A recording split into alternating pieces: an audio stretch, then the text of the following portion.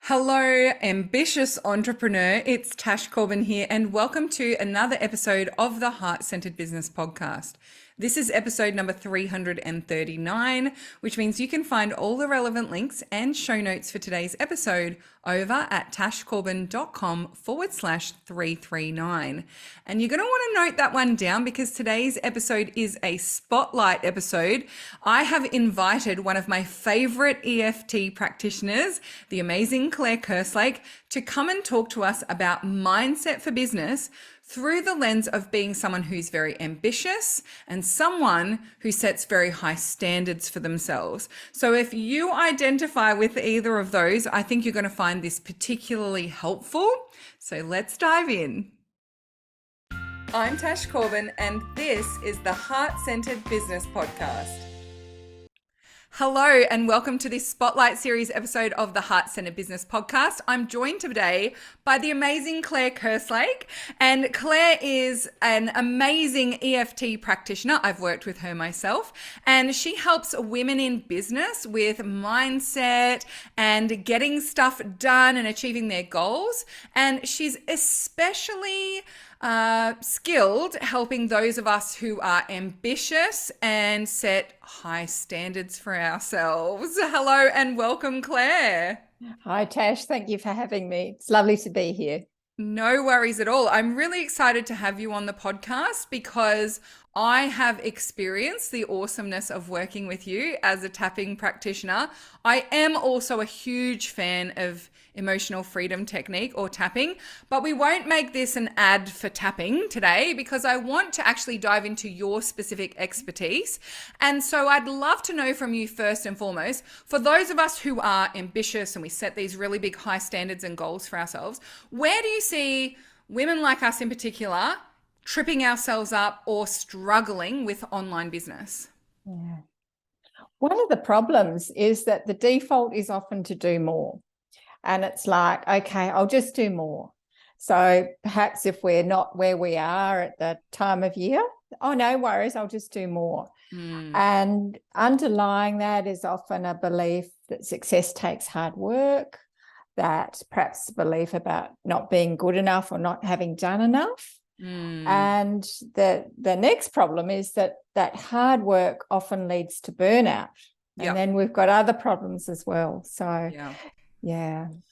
I think one of the things that I've really needed to work on unhooking in my 10 years now as an online business owner has been the link between big goals and a big to-do list. So, in the planning posse, we say big goals, small list, as a reminder that the pathway to bigger goals or achievement isn't bigger workloads. So I really love what you've touched on there. And I think it's very easy and normal for us to have that mindset of you have to work harder in there, right? Oh, totally. And it's what society teaches. I grew up being very proud of my work ethic. So it's been a whole unwinding of that and dissolving those underlying limiting beliefs. So it's one that's supported by society that glorifies being busy. And it's common. We have this, we know it's possible to have this beautiful life that's spacious and abundant, but yet we're defaulting to behaviors like I'll just do more, I'll just work longer. Yes. Yeah. And so people often come to me as the strategist to say, okay, I want to break that down, right? I want to work less and earn more or help more people. And the thing that I usually find is the problem's not their strategy. The problem is that even if we pare back their strategy, they fill the gaps because their mindset is telling them that's not enough stuff. I even had someone come on retreat with me once. We mapped out a whole year and then they were waiting for the taxi to come and pick them up and they'd got their calendar out and were putting things in the holes. So, is that what you see as well? That there's a mindset piece that needs to be unhooked, or, how do you go about helping people who seem to just, even if they want to work less, just can't seem to relax into working less and believing that it's going to be possible for them? Absolutely. And because there's this guilt that comes up. when you're, even allowing some space in your life. I've got to feel it. Yep. And, I've got to do more. And yes, it just comes up. So the strategy is one part. And I know you say often, it's a strategy and a mindset. And that is so true. And often, we say, oh, I need another coach or I need another strategy, that shiny object. Where actually we need to work on the underlying mindset. And once you shift that, you just see this beautiful natural spaciousness that comes in. Yeah. And we realize that actually in doing less, we achieve more. Yes. It allows that creativity and abundance, and things just naturally happen, which is beautiful. I love that so much. And actually, it's funny because the reason I worked with you was not necessarily on business to start with. It was on my health and well-being. And I had cracked that nut, like cracked the code when it came to my business of finding the easy way. And oh my gosh, look, when I work 10 hours a week, I get far more done than I work 60 hours a week. So let's just do that. But I was really struggling with my health and well-being. And you very quickly uncovered I hadn't got rid of that core belief when it came to health and well-being. It was the same thing, but it was just in a different application. And so I bet you see this does tend to have like those spider webs into other parts of our lives as well. It does, totally. And you also bring up an important point. Often we don't see it in ourselves. Yeah. And it's not until you're actually working with someone. And I guess that's one of my zones of genius. I can just spot it. Yeah. And it's like a little red flag waving. Oh, this is where the problem is. Yes. Yeah. So yes, often we just don't see them, which frustrates me in myself. But someone else can usually spot it easily. Yeah. And so particularly for ambitious people who set really high standards for themselves, do you see that there is also a tendency to need to go it alone, or I should be able to figure it out because I'm smart and I've done this before? Oh, I so relate to this, Tash. Was me, and it's been a work in progress, actually. And one of the biggest lessons for me over the past year has been to support myself. And that beautiful question, what do I need? How can I support myself today? Because in that you end up supporting your business and all your whole life, really. It's not your life and your business. So yes, asking for help is such an important skill to have.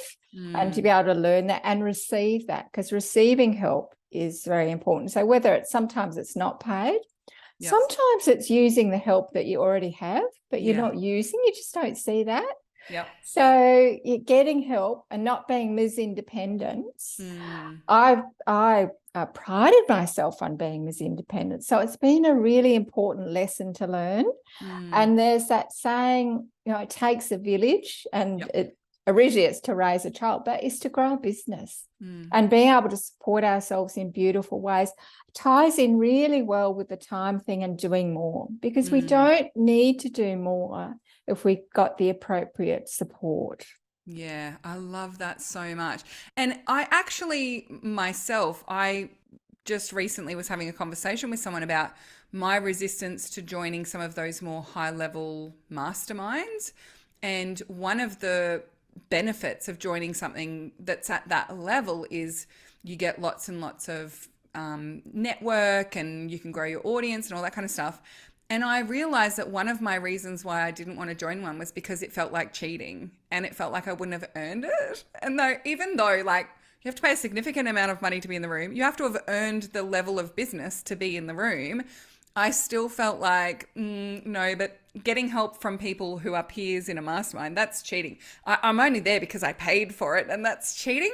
So, I think that shows up in a lot of different ways. It's not even just like hiring a team member or hiring a tapping practitioner to work with.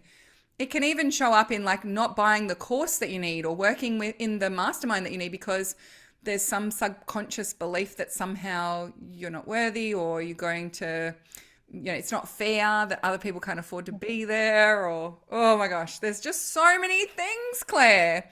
So this is a really good one then. So we've talked about a lot of different reasons and angles why people might be making it harder for themselves or getting stuck with their business growth and mindset in particular for business growth. Do you see that people have like a complex like web of things, or do you feel like everyone has like their one core belief that they need to unpack, and then that when we get to that one, it's done? Often there's a few. Right. And one that leapt out at me when you said that was, it's not allowed to be easy. It's got to be hard. Yeah. And that ties in. So it does tie into the work hard Yes. thing. Yep. And there can be a guilt around if it's too easy. Yeah. And also we tend to make it harder. We'll find some way to make it harder. If it's easy in one way, so that ties in. Often there's related beliefs. But the beautiful thing is with EFT, and what I find when I work with my clients, is that once you dissolve one, the other one, anything related goes down as well, which is gorgeous. Yeah. Yeah. Beautiful. Yeah. And so why do you feel that EFT is such a powerful tool in this space in particular? It's a magical tool. I just am so, I think I'm blessed in doing the work I do and the impact that it has. And when I work with women in business, that enables them to have an impact. Yeah. So it gives me goosebumps really when you think about the cumulative impact. And EFT is a tool, some people think it's quite woo, and I did. Initially, when I came across it, I just thought, oh no, it's a bit, it's bridged too far for me.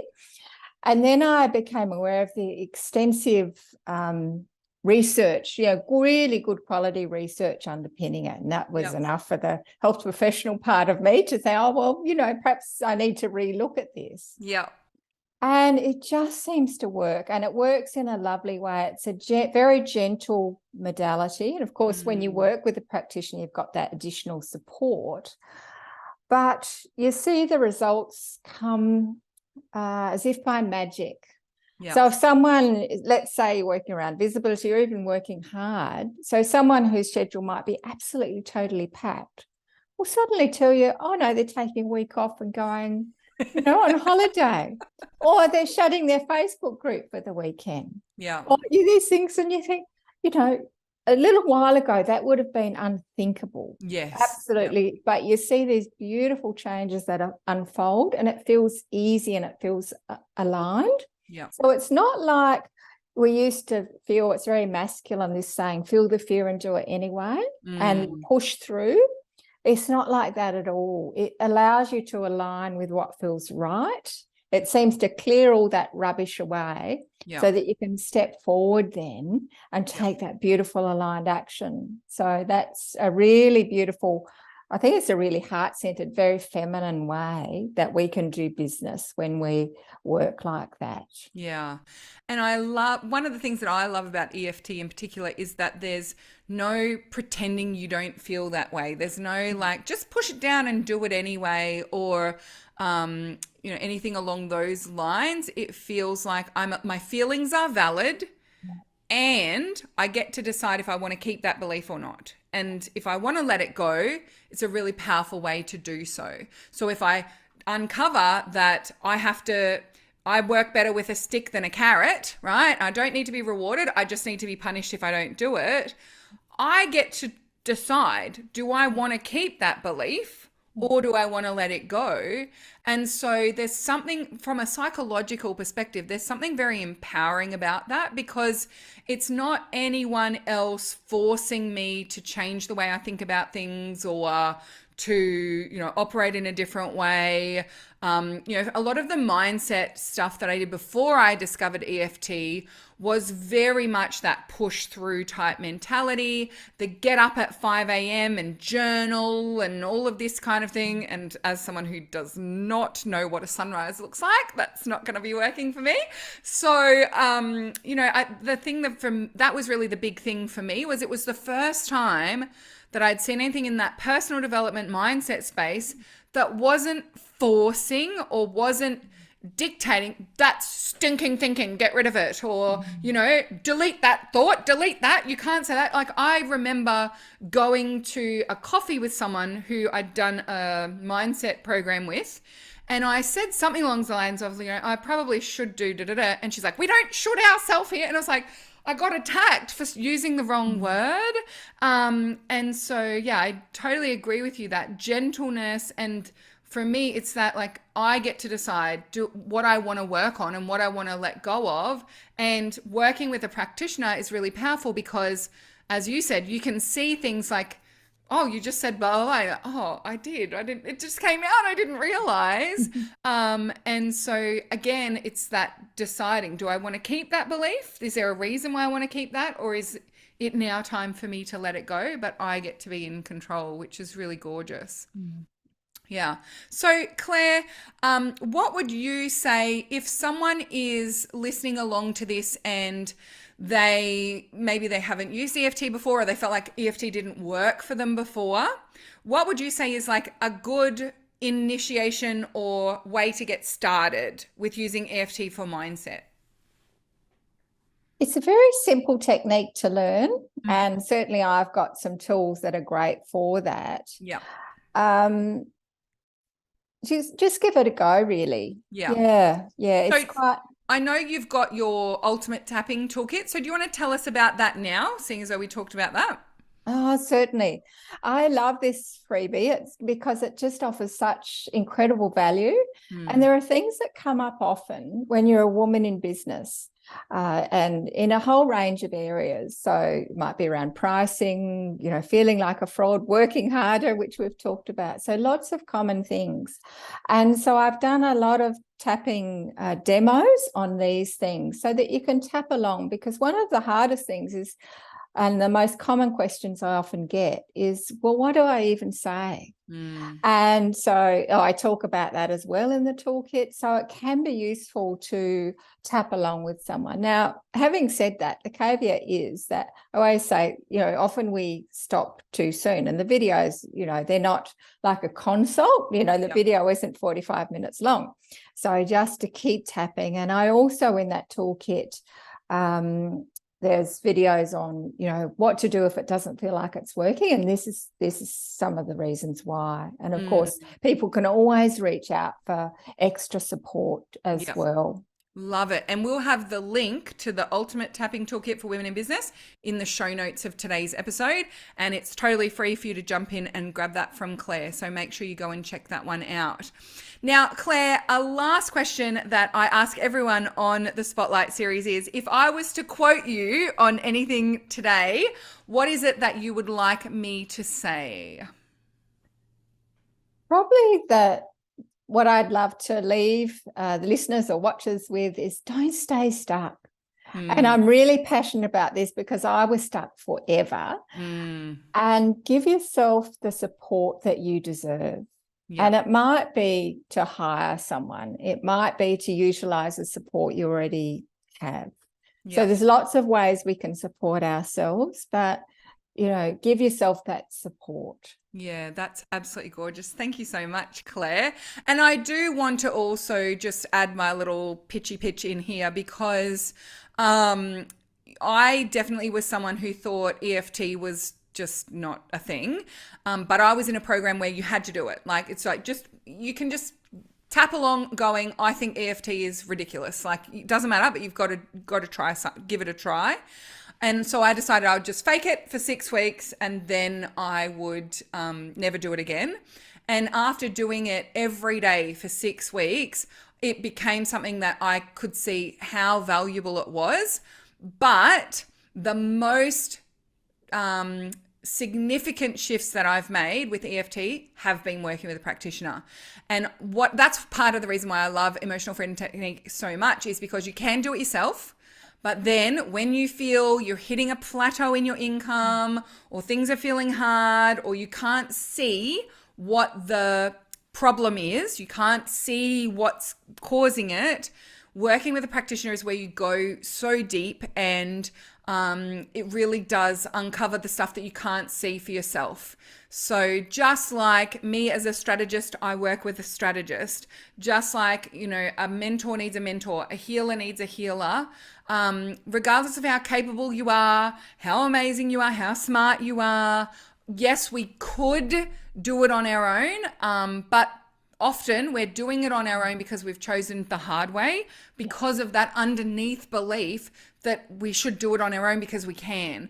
And so if you haven't tried EFT before, or if you have tried it and you're like, it hasn't really done much for me, even just booking a couple of sessions with a practitioner can just give you that like line in the sand of, is it that it doesn't work for me? Or is it that the script wasn't specific enough? Or is it that, I wasn't tapping, on something that was particularly emotional for me? Or, there's a lot of reasons why when we do it ourselves or we follow along with someone's videos, we don't necessarily feel that difference as strongly.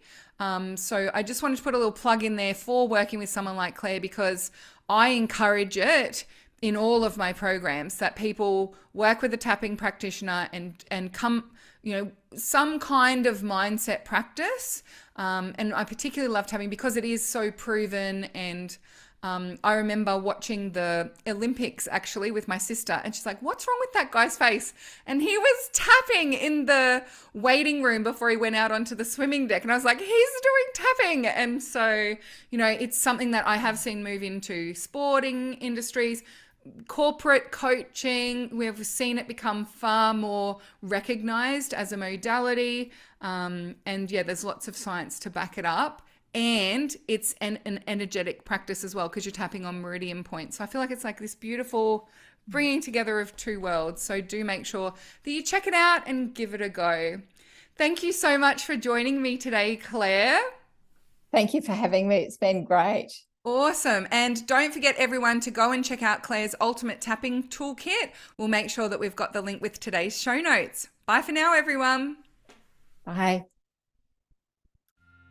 Would you like more tips, tools, and resources to help you grow your heart-centered business? Head to tashcorbin.com today.